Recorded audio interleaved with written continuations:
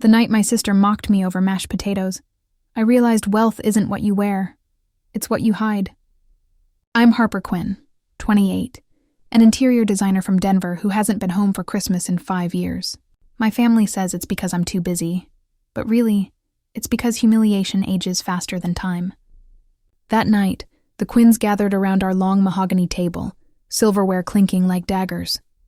My older sister Chloe, in her red velvet dress, leaned across the table and smirked. "Still renting your apartment, Harper? You should have asked Santa for a savings account." Everyone laughed except me. I smiled, took a slow sip of wine, and let her words hang there. Because I knew something none of them did. The deed in my handbag, the one with my name on it, Harper Quinn, sole trustee of a $7 million estate, my late mentor left me 3 weeks earlier. The same mentor Chloe mocked me for babysitting. That Christmas dinner wasn't about turkey and gifts. It was about truth, and I came ready to unwrap every lie they'd ever fed me.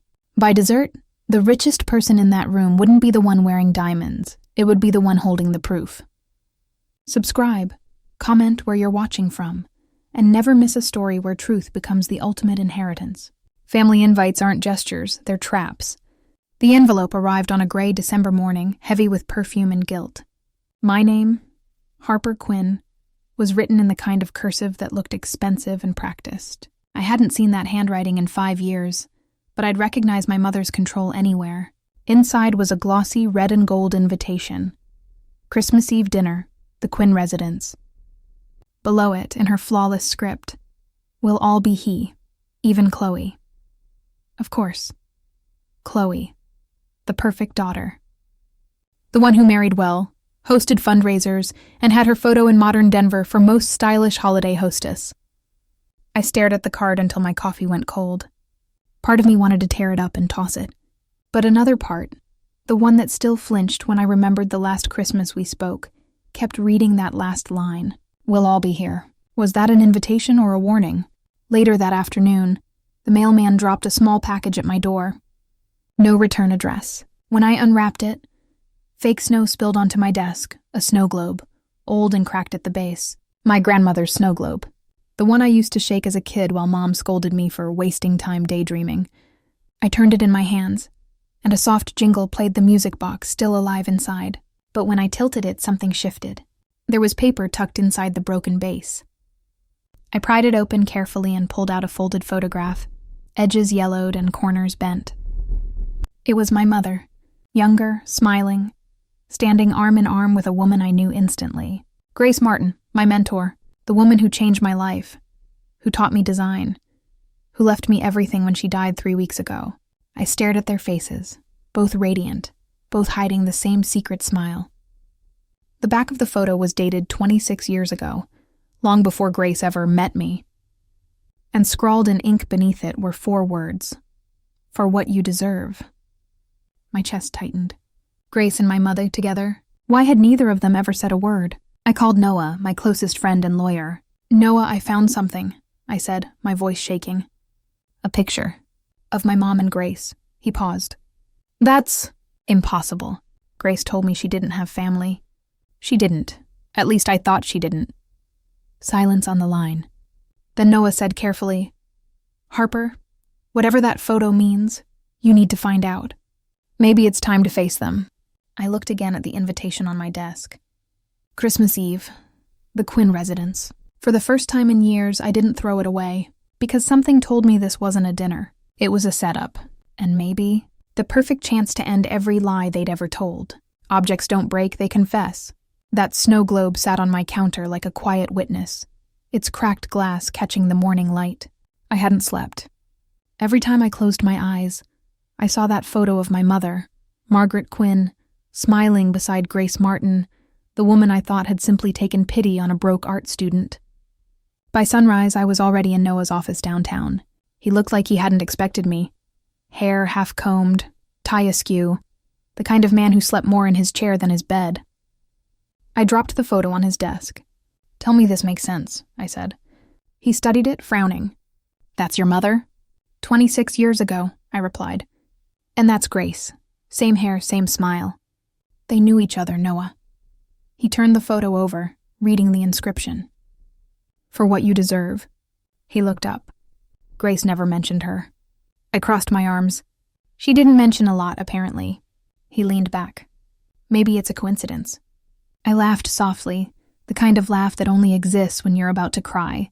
Nothing about my mother is a coincidence. He exhaled, rubbing his temple.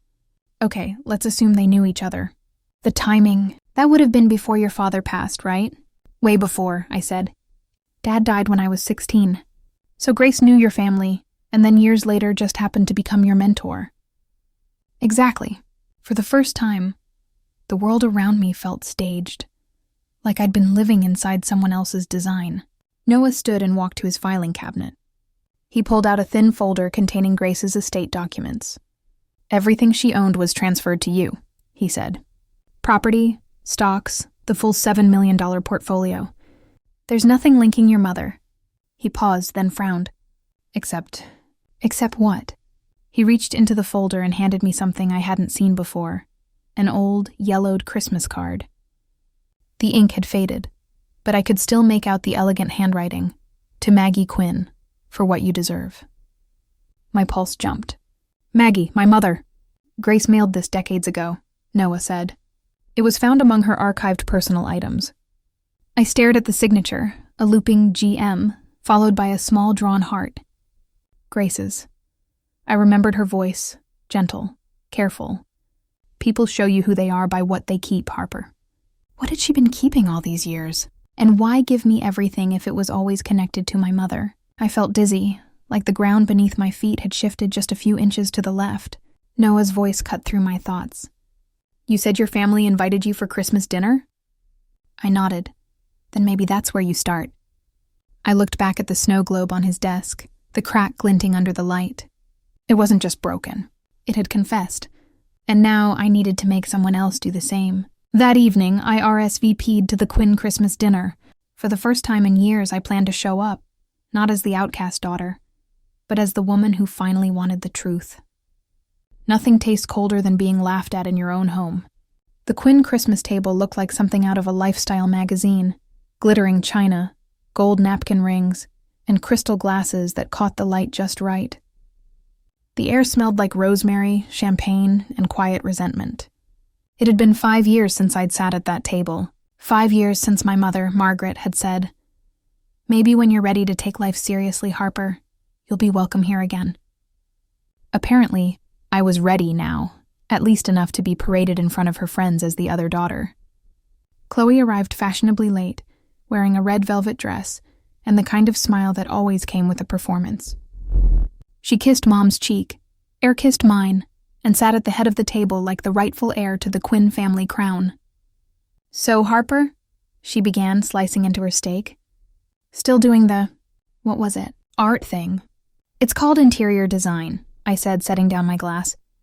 "Oh, right," she said brightly, glancing at Eli, her husband. "Honey, she makes tiny apartments look expensive. Isn't that adorable?" Laughter rippled across the table, a polite, sharp cutting. Mom smiled, pretending to smooth it over. "Now, Chloe, your sister has always had an eye for color. She just doesn't always charge enough for it." More laughter. My throat tightened, but I kept my face calm. Years of practice. "I'm doing fine," I said simply. "Oh, of course," Chloe said. "But don't worry, one day you'll find stability. We all start somewhere." She lifted her glass. "To Harper, the creative spirit of the family." Everyone toasted. I didn't. I just smiled and let her think she'd won, because beneath the tablecloth my hand rested on my purse. Inside, tucked between a packet of tissues and a pen, was a gold-sealed envelope, the official deed naming me sole trustee of Grace Martin's $7 million estate. I hadn't opened it yet. Not because I was afraid, but because I wanted to wait for the right moment. Chloe kept talking, spinning stories about her investment firm, her husband's new company, the new home in Aspen. Every word was designed to remind me of what I wasn't. Mom looked at her like she'd birthed perfection. "Chloe's made us proud," she said, her voice warm. Then, without missing a beat, "You two are so different, Harper." "You always were." I swallowed the words I wanted to say. That I'd worked 3 jobs through college. That I'd built my own design firm from nothing. That I didn't need their approval or their money. Instead, I smiled and said, "Different doesn't mean less." The silence that followed was thick and uncomfortable. Chloe's eyes narrowed, her fork pausing midair, and then my phone buzzed in my lap. I glanced down. Unknown number. One message. "Don't show them the papers yet. They'll panic." My pulse spiked.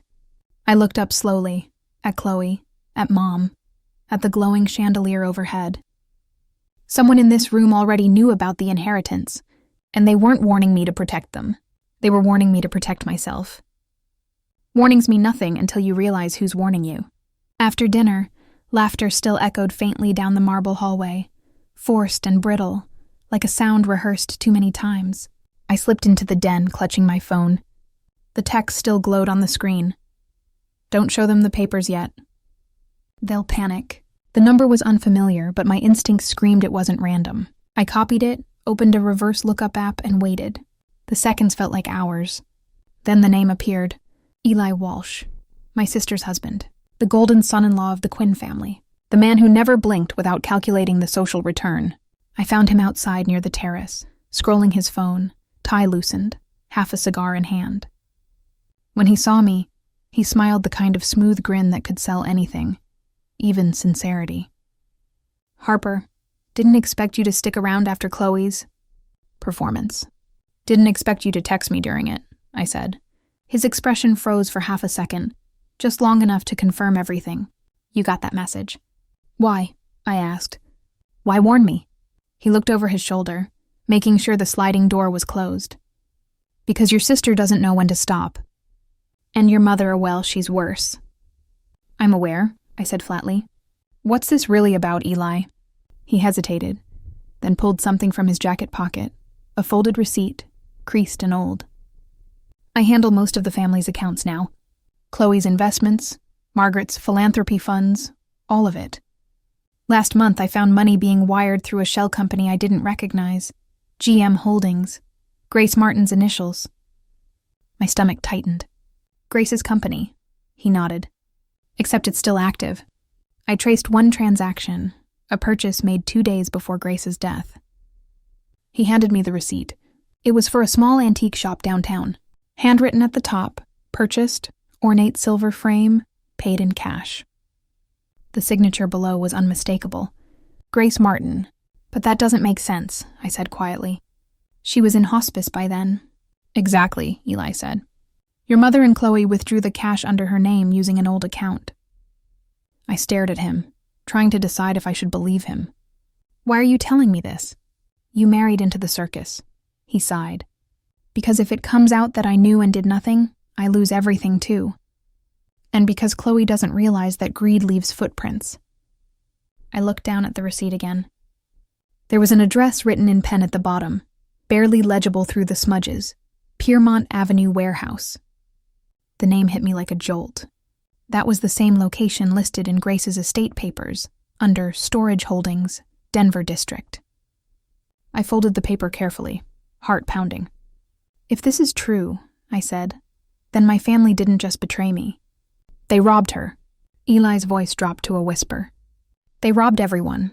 I slipped the receipt into my purse, already knowing what I had to do. Tomorrow I was going to that warehouse, because if Grace was gone, but her secrets weren't, that's where they'd be waiting. Cold air remembers voices, especially the ones silenced. The warehouse sat on the edge of the industrial district, its brick walls scarred by decades of wind and rust. The December air bit through my coat as I stepped out of the car, clutching the antique shop receipt like a key. The address was exact. I Piermont Avenue Warehouse. Grace's name was still faintly visible on the peeling metal sign, Martin Studio and Design. I had driven past this place 100 times without realizing it was hers. I jimmied the side door open, the hinges groaning like something waking from a long sleep. The scent hit me first, turpentine, dust, and something faintly floral, like the ghost of Grace's perfume. My flashlight beam cut through the dark, landing on a row of canvases stacked against the wall. I lifted one, then another, until my breath caught. They were portraits, of me, dozens of them, from childhood to adulthood. My kindergarten smile, my first year of college, one of me sketching in Grace's studio, completely unaware she'd been painting me all along. Each canvas was more detailed than the last, almost obsessive in precision. My entire life, captured brushstroke by brushstroke. I backed up slowly, overwhelmed. Grace had loved me like a daughter. But this was something deeper, something haunted. A whisper of paper drew my attention to a frame hanging near the far corner. Unlike the others, it was flipped backward against the wall. I turned it over, and a small envelope was taped to the back. My name was written on the front, Harper in Grace's looping handwriting. My fingers trembled as I tore it open. My dearest Harper, if you're reading this, it means the truth has reached you. Sooner or later, it always does. You were never chosen by accident. You are my true heir, not by blood, but by understanding. You create beauty without greed, and that is something your family could never learn. Your mother won't understand why I chose you. She will see it as theft, not trust. But she and Chloe had already taken enough. This time they cannot take you. Grace, my eyes burned. I pressed the letter to my chest, half in disbelief, half in grief. Grace knew everything. About my mother, about Chloe, about the lies, and she'd left me not just her estate, but her truth. I pulled my phone out to take a picture of the room, of the paintings, of the letter, anything to prove what I'd found. That's when I heard it, faint at first, then growing louder. Sirens. I froze. Red and blue lights flickered through the grimy windows, painting the canvases in stuttering flashes. Someone had called them. I ducked behind a column, heart hammering. Flashlights swept across the entrance. Denver PD, step out of the building! I glanced at the letter one last time before slipping it inside my coat. Someone knew I was her, and they wanted me caught before I found the rest of what Grace left behind. Nothing says Merry Christmas like handcuffs under mistletoe. By the time I stepped outside the warehouse, the police lights had painted the snow red and blue. 2 officers approached, hands on their belts, their breath fogging in the freezing air. "Ma'am, you're trespassing on private property," one said. "This property belonged to Grace Martin," I explained quickly. "She was my mentor. I have reason to believe—" "Ma'am," he interrupted, voice firm but not unkind. "We received a report of a break-in." I froze. "A report? From who?" He didn't answer. Behind him, headlights flared, a sleek black sedan pulling up beside the cruisers. The back door opened, and out stepped my mother, Margaret Quinn, wrapped in a fur coat and faking concern. Chloe followed, perfectly composed despite the chaos. "Officers," Mom said in her most practiced socialite tone, "I'm so sorry you were dragged into this. My daughter's had a difficult year. She's confused about some family matters. Confused." The word stung like acid. "Mom," I said, stepping forward, "what are you doing here?" She ignored me, turning to the officer. "She's been through a lot since her friend passed away. She's not herself." Chloe crossed her arms, her voice syrupy sweet. "She's been obsessed with Grace Martin lately. Even thinks Grace left her money." The officers exchanged looks. My hands curled into fists. She did leave me money, everything actually. I'm the legal heir. Mom gave a soft, pitying laugh that sounded rehearsed. "Oh, darling, please. Don't embarrass yourself." "I'm not," I snapped. "You're just afraid I found proof." The older officer raised an eyebrow. "Proof of what?" I took a deep breath, reached into my purse, and pulled out my phone. Grace's will attorney sent me a voice memo after she passed. It confirms everything. Mom's smile flickered for the first time. "I'm warning you, Harper," she said, low and controlled. "Don't play games you don't understand." "Games?" I said, unlocking my phone. "No, Mom, this is the truth." I hit play. Grace's attorney's voice filled the cold air, clear and formal. "This is Attorney David Levitt confirming that per the last will and testament of Grace Martin, all assets, properties, and holdings are hereby transferred to Miss Harper Quinn. Ms. Martin made this decision independently and with full capacity." The officers froze. Chloe's smile collapsed. And my mother, my perfect, polished, untouchable mother, went pale as paper. The memo continued. "This includes the Denver property known as Piermont Warehouse and all works of art therein." "That's impossible," Mom whispered, voice trembling. "That will was—" She stopped herself. "Was what?" I said softly. "Changed?" The officers looked from her to me.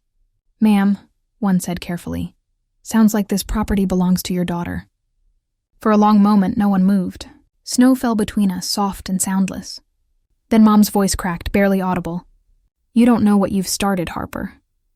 "Oh, I do," I said. "I'm just finishing what you thought you buried." And as the police stepped back, unsure which side to believe, I realized, for the first time in my life, my mother was speechless. But her eyes said everything: fear. Pure, undeniable fear. Every fork in my family points like a weapon. The so-called family discussion took place 2 nights later, in the dining room where humiliation was usually served alongside dessert. My mother called it a private reconciliation dinner. I called it what it was: damage control. The table was set like nothing had happened. Gold placemats, fine china, candles flickering between crystal glasses. Chloe poured wine with the grace of a woman who'd rehearsed the act of pretending everything was fine. Mom sat at the head of the table, perfectly composed, her tone calm, too calm. "Harper," she began, "we need to settle this nonsense before it spreads. Your outburst at the warehouse put our entire family's reputation at risk." "My outburst?" I asked, my voice steady. "You mean the truth?" She gave a delicate laugh that didn't reach her eyes. "The truth," she said slowly, "is that you've been manipulated by an old woman's delusions." Grace Martin was unwell. She didn't know what she was signing. "She knew exactly what she was doing," I said. "She left everything to me because she didn't trust you." The air tightened like a pulled string. Chloe set down her glass. "Let's be honest, Harper. You've never understood business. You're emotional, impressionable. It's not a crime to admit someone took advantage of you." I leaned forward. "You mean like how you and Mom took advantage of Grace's company accounts before she died?" Chloe froze mid-breath. Mom's face hardened. "I have the receipts," I said quietly. "And the recordings." Mom's voice dropped an octave. "You're walking a dangerous line, Harper." I pushed my plate away. "Funny. You said the same thing when I left for art school, and look how that turned out." The argument escalated fast. Voices layered over one another, sharp and echoing under the chandelier. Then, in the chaos, Mom reached for the centerpiece, a porcelain angel figurine that had sat on that table every Christmas since I was a child. "You think you understand this family?" she hissed. "You think that woman loved you more than your own blood?" Her hand trembled. The figurine slipped. It shattered on the floor, porcelain wings scattering like glass snow. For a second, everyone went silent. I bent down to pick up the largest shard, and that's when I saw it. Inside the hollow base, hidden beneath layers of dust and glue, was a small brass key. Its surface was engraved with 3 letters: G.M.Q. Grace, Martin, Quinn. My pulse spiked. Grace's name and our family's.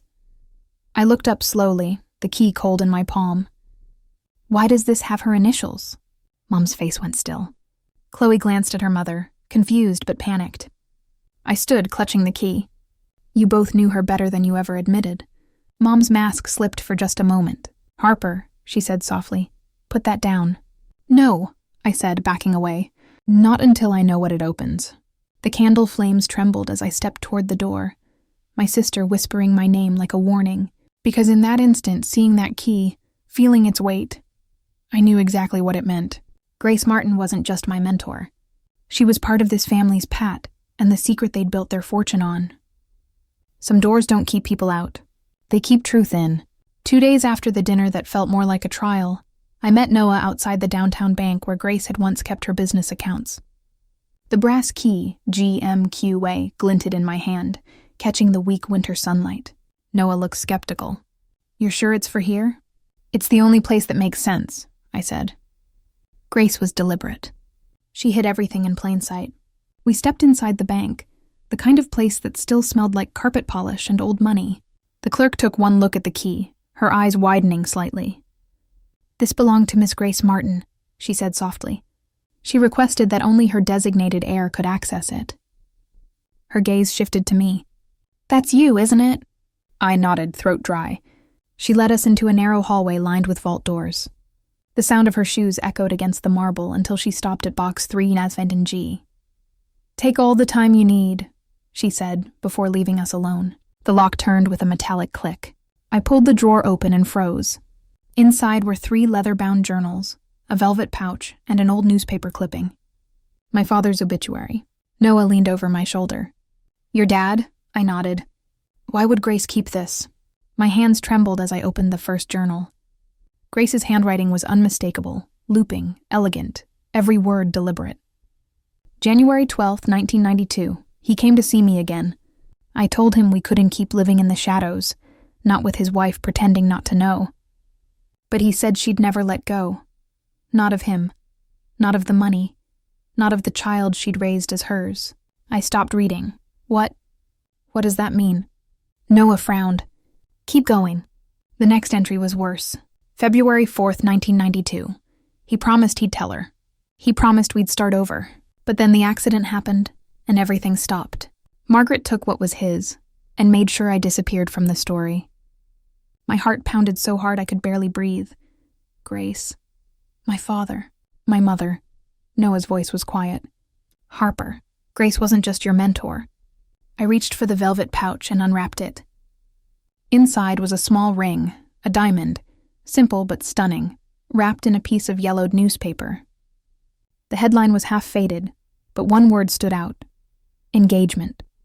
The article beneath it showed a grainy photo of Grace and my father, smiling, engaged. I felt the floor tilt beneath me. He was engaged to Grace before he married my mother. Noah whispered. She took him from her. I closed my eyes, the truth slicing deeper than any insult ever could. Grace hadn't chosen me randomly. She had chosen me because I was a piece of what she'd lost, maybe even what she'd loved. The final journal lay beneath the others, thinner, its last pages marked with ink stains. I flipped to the end, my fingers trembling. The final line stopped me cold. One daughter will inherit my love. The other my mistake. I stared at the words until they blurred. One daughter. Not one student. Not one heir. One daughter. And suddenly I wasn't sure which one she meant. Nothing cuts deeper than a compliment said like an insult. Chloe didn't knock. She never did. My apartment door slammed open, her heels striking the floor like gunshots. She held her phone in one hand, screen lit up with the morning's headline. Local designer inherits $7 million estate, family in dispute.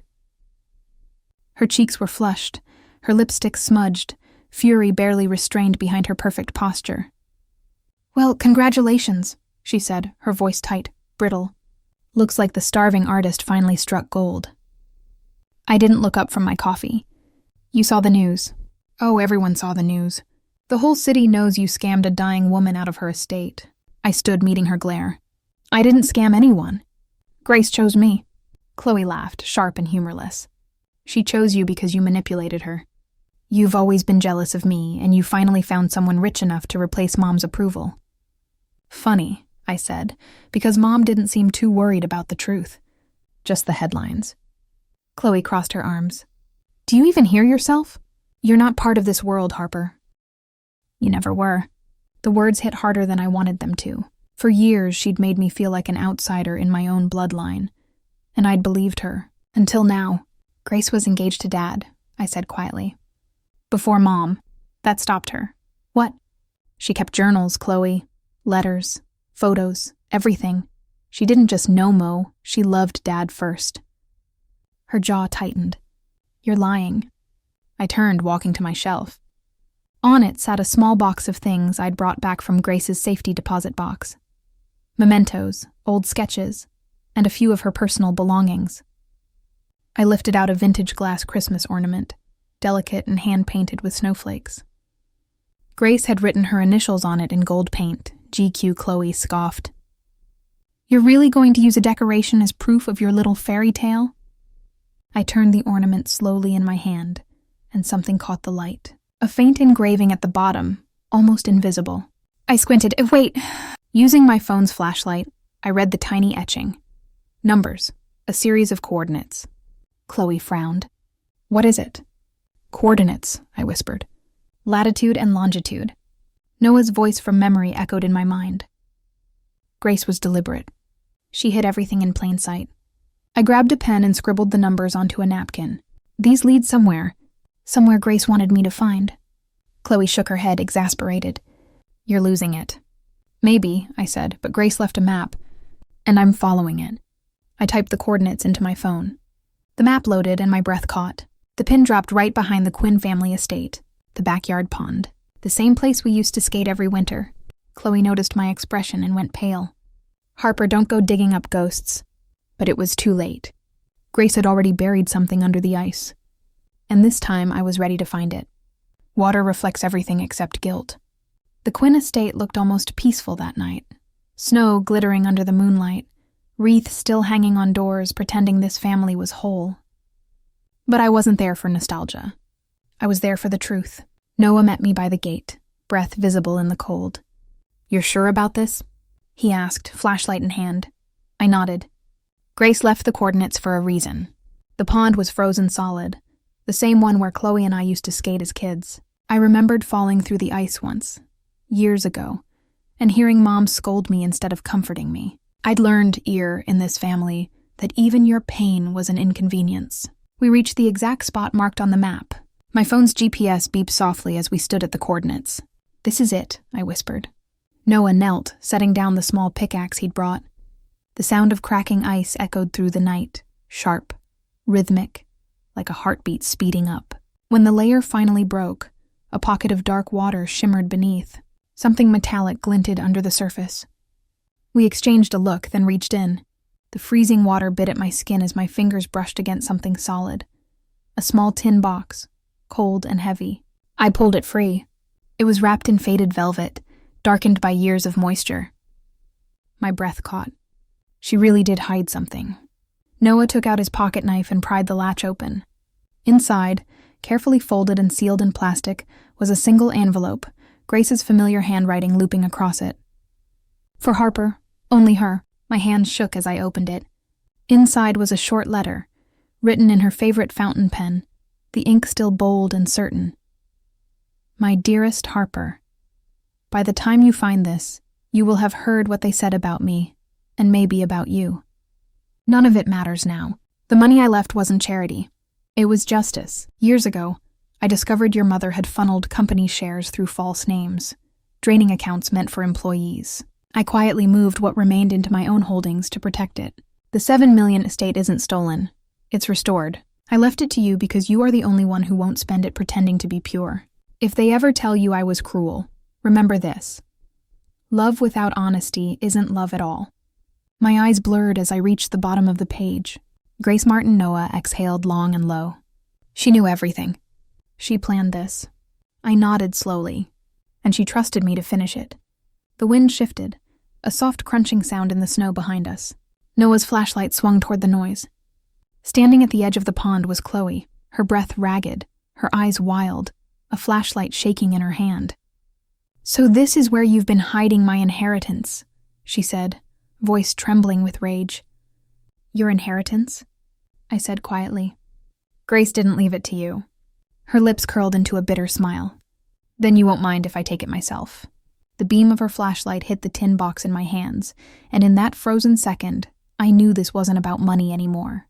It was about who survived the truth. Families fight over food, not fortune, until tonight. The air around the pond burned with cold and anger. Chloe stood a few feet away, breath coming out in white clouds, her flashlight trembling in her hand. The reflection of its beam flickered across the ice between us like a battle line. "You really think you deserve any of this?" She spat. "You were the charity case, Harper." Grace felt sorry for you. I held the tin box close to my chest. "She didn't pity me, Chloe. She trusted me. There's a difference." Chloe laughed, brittle, sharp. "She trusted you?" "She barely knew you. She knew enough. She knew what Mom did." That shut her up for half a second. Then her expression shifted from arrogance to something darker. "You don't know what you're talking about." "I do," I said. "Grace found out Mom was stealing from the company. That's why she moved the money. That's what this letter says." Chloe's eyes darted toward the envelope in my hand. "You think that letter changes anything?" "It changes everything," I said. "Because it proves the inheritance was hers to give." Her face twisted. "You think you're the hero here? You were too busy being her little project to see what was really happening. Mom was terrified. She did what she had to do to protect us." "By lying?" I snapped. "By surviving," she shouted. "Dad died. The company was falling apart, and Mom..." She cut herself off, realizing she'd said too much. I stepped closer. "And Mom what, Chloe?" Chloe's throat worked before she forced the words out. "She forged his signature on the trust documents. I helped her. I signed as a witness." For a second, all I heard was the wind. The confession landed heavier than the snow around us. I whispered, "You forged Dad's name?" Her voice broke. Mom said it was just paperwork, that no one would get hurt. She said we were protecting the family legacy. You weren't protecting it, I said quietly. You were stealing it. The ice groaned beneath our feet as silence stretched between us. Then I reached into my coat pocket and took out my phone. Grace knew. She left me something for moments like this. I scrolled, pressed play. Grace's voice filled the night, clear, calm, unmistakable. Harper, if they ever question you, remember this. I chose you. You are my legal heir. No one can take that from you, not even blood. Chloe's eyes went wide. The color drained from her face. You recorded her? It's her voicemail, I said, from the day she signed her will. She stepped forward, fury overtaking fear. You think that proves you're better than me? I don't need to prove anything, I said softly. You already did. Her hands clenched. You don't deserve any of it. She lunged. The ice cracked beneath her heel. A sharp scream tore through the cold as she slipped, crashing down hard. The letter I'd been holding flew from my hand, the wind snatching it before I could grab it. I watched in horror as the pages lifted into the air, Grace's confession scattering like snowflakes, vanishing into the night. Chloe groaned, clutching her wrist, eyes full of hate. And as the wind swallowed the last of the letter, I realized I might have won the truth, but I'd just lost the proof. The richest moment of my life didn't cost a cent. It came 3 weeks later, in a courtroom that smelled faintly of pine cleaner and old paper.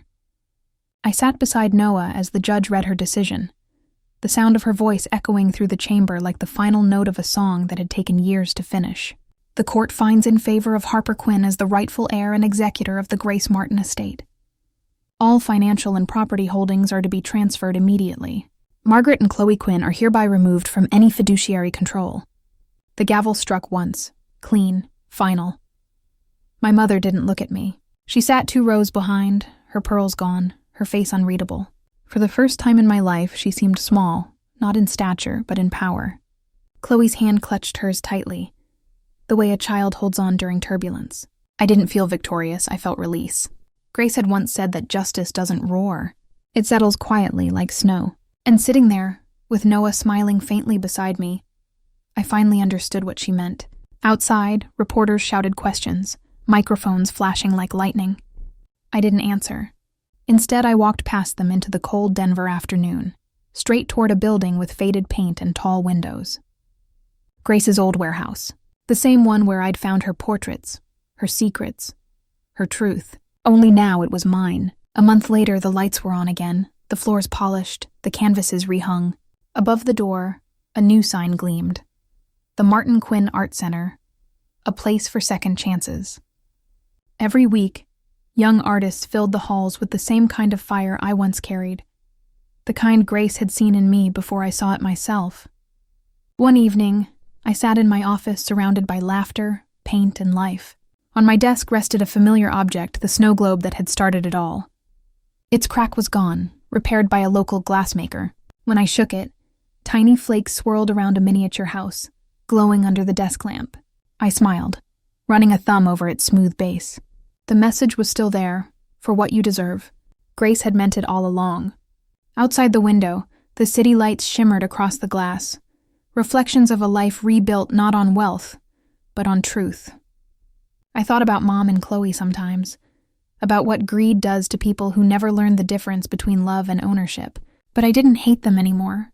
I pitied them. Because forgiveness isn't about forgetting. It's about refusing to let the lies define you. And I'd finally learned who I was without theirs. I glanced once more at the snow globe, smiling softly. If you've ever been mocked for being the quiet one, I whispered, remember, silence builds empires louder than their laughter. Subscribe, comment where you're watching from, and never miss a story where truth becomes the ultimate inheritance.